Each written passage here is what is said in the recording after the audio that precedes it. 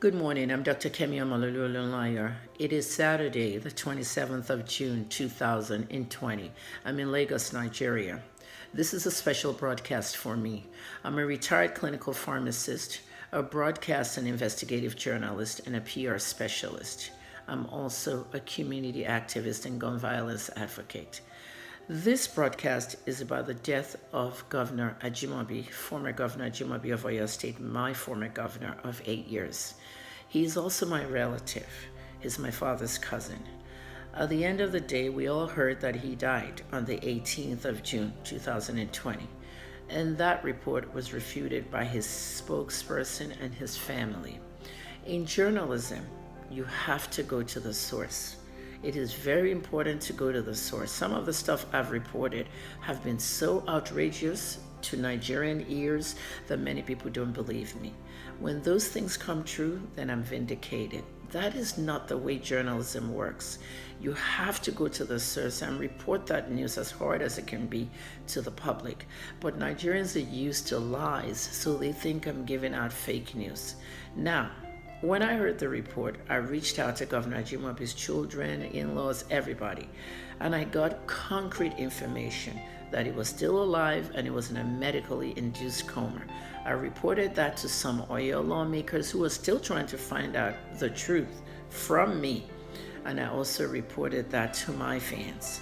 Now, there are two sources for me as a journalist. My father, a high-ranking politician in the APC, as well as the Ajimobi family. Now, once the daughter-in-law and the daughters in the family, basically, I won't tell you exactly who, but once they confirmed that with me, that he was still on a medical-induced coma, partly on life support, but he was alive, I had to take their word for it. The media aide confirmed that.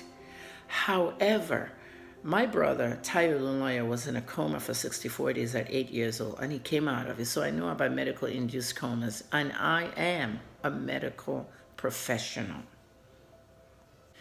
And on that note, my other brother, Oyeleke Olunloyo, who died in 1999 after being hit by a drunk driver who hit 5 pedestrians.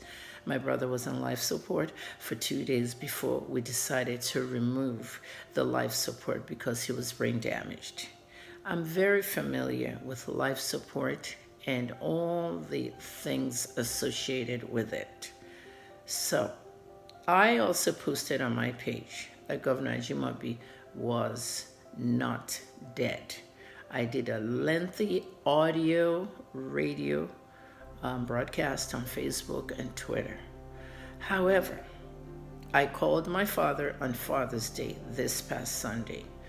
After talking to my father, he told me that former Governor Ajimobi had in fact died, and that his death was not announced officially because of political reasons. Okay? What were those political reasons? He did not tell me. The sad part of this broadcast is that Governor Ajimobi and my dad were not talking at the time he became ill from coming back from Abuja, where he contracted that coronavirus. They were not talking. They had their in and out fights. They were cousins. And it hurts me to know that when he died, they did not say goodbye to each other. And this is how it ended. A lot of people have speculated that the political reasons had to do with the dissolving of the party chairmanship and all these different things. But at the end of the day, it doesn't matter anymore. Fisayo Shoyomba was in fact right as an investigative journalist. He said his source never lets him down. Who could be his source? Maybe the actual doctor and consultant that was treating the former governor. It doesn't matter now. We went through this with President Yaradua. But at the end of the day, whatever reason that it was to hold on to this information doesn't really matter anymore. His Excellency is resting now. He's free. It It doesn't matter. Fisaya, thank you for the work you do as an investigative journalist. It is a lesson for us in journalism, as journalists, that even if we go to the source might not tell us the truth. The Ajimobi family was extremely private. They are an extremely private family about almost everything. So it's okay if they didn't want to disclose. Knowing there's a journalist like me in the family, they had to give me information they felt like giving me. Because if I posted it, it'll go viral and people will believe it. But I'm not here to post wrong information. I'm just telling you that getting to the source can sometimes be distorted. When you want to know information about a newsmaker, you sometimes do not get to the point where you have to get that information. Sometimes you have to go beyond the newsmaker. When President Yaradua died, President Jonathan said, I have no idea where the president is. That is what he told the Ampor. But did he know? You might not be able to get past that source. So please, everybody, I have journalists calling me saying that they knew very well that the Lagos state government transported his body secretly to a morgue in Ibadan since last week, and that broke the tenets of Islam because he was supposed to be buried the next day.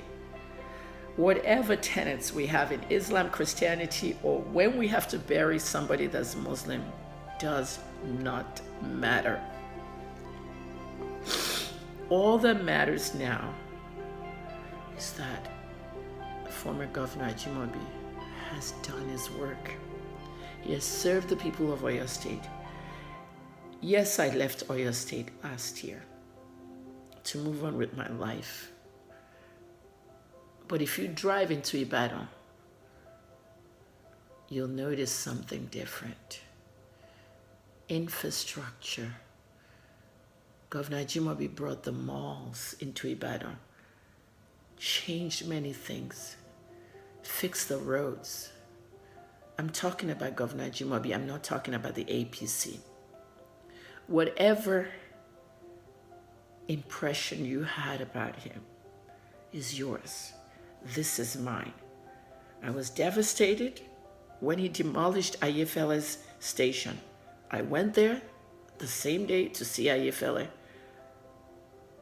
It was a sad, dark day, and it happened towards the end of the 8 years.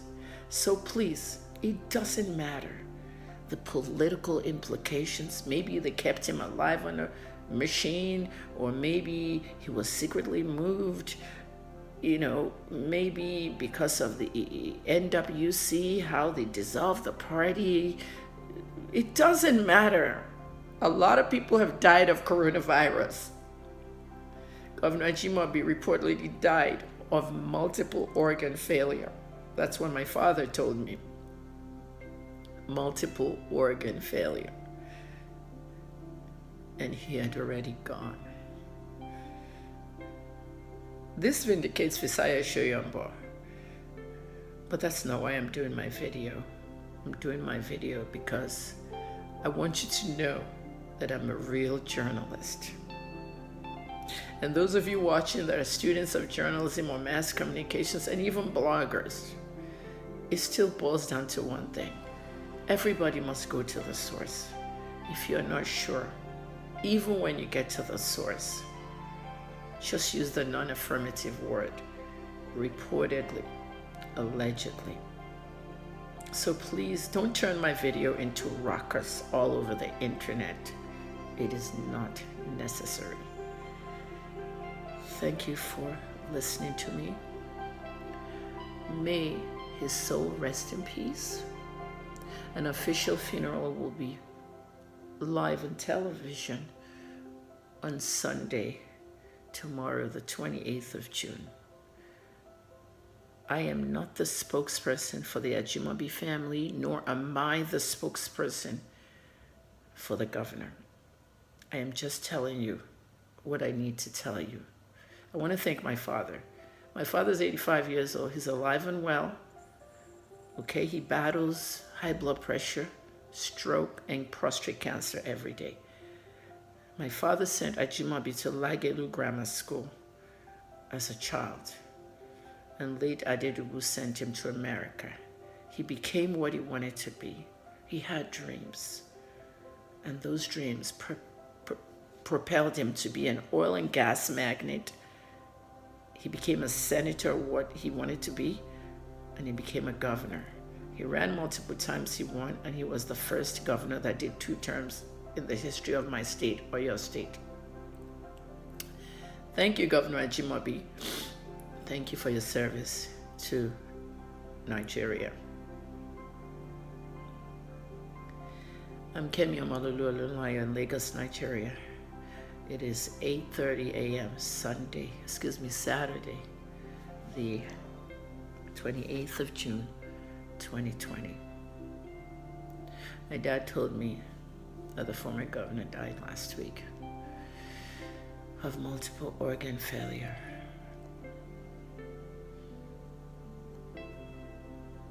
Not the 25th, as reported.